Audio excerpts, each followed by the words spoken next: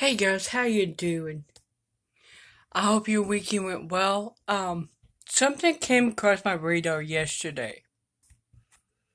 Apparently, there's going to be a merging of Christianity and Islam.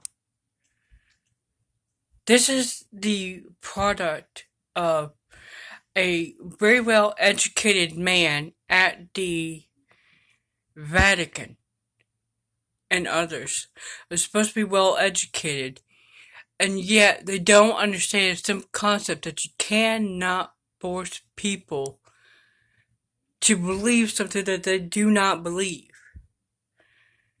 I see a disaster waiting to happen. It's a beautiful day here in Michigan. Thursday, as you know, is going to be a start of fall. Um, as far as the Queen, I couldn't care less. I mean, honestly, I don't understand our obsession with monarchy. I really don't. People come here to get away from that kind of crap. And this is a country kind of obsessed with them. What in the hell is wrong with people? Alright, I will see you later.